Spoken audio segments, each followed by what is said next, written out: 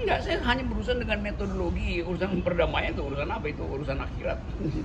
Jadi betul-betul Dr. Tifa melakukan prosedur akademis untuk meneliti sesuatu yang jadi isu publik, supaya publik mengerti bahwa apa yang diteliti itu hanya untuk mendudukan persoalan secara akademik gitu. Nah, sensasi itu urusan sosial media lah yang ngulik-ngulik segala macam. Tapi itu tidak bisa terhindari karena sifat dari penelitian selalu harus dipamerkan, difestivalkan, namanya the Festival of Ideas, Festival of Knowledge itu. Tetapi publik menangkap bagian yang sensasi aja, nggak ada soal. Kan kalian tuh yang bikin sensasi kan. Tapi sensasi juga hak kalian. Karena semua isu publik pasti bagian sensasinya harus tiba lebih dahulu. Tetapi jangan sekedar tiba di dalam kulit sensasi. Lihat substansinya tuh. Riset itu memerlukan data. Riset itu memerlukan kecurigaan. Riset itu memerlukan penelitian ulang. Jadi berulang-ulang di riset. Dan yang fair, Dr. Tifa memperlihatkan hasil risetnya di dalam bentuk buku dicetak dan bisa diakses semua orang. Gitu. Tapi Dr. Tifa sudah menyandang status tersangka. Ini gimana tadi, Abang?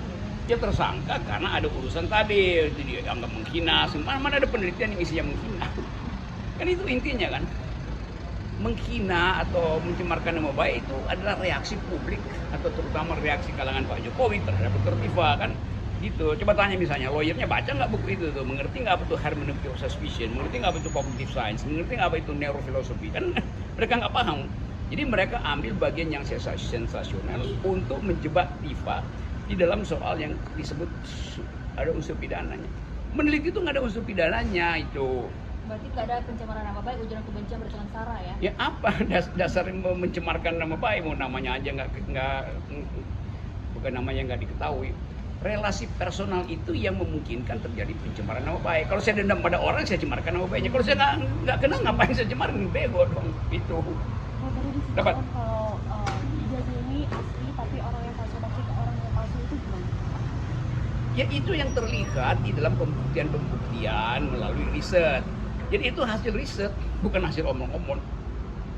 Kan tadi menyarankan restoratif justice ya dengan adanya pidana ini. Enggak, saya enggak ada urusan dengan restoratif. Saya hanya urusan dengan metodologi ansih gitu. Tapi karena sudah menyangkut pidana, penelitian diarahkan ke pidana gitu. Ada dari Bang Hoki untuk menyelesaikan dengan cara damai. Enggak, saya hanya berurusan dengan metodologi. Urusan perdamaian itu urusan apa? Itu urusan akhirat. Kedamaian itu kan urusan akhirat gitu.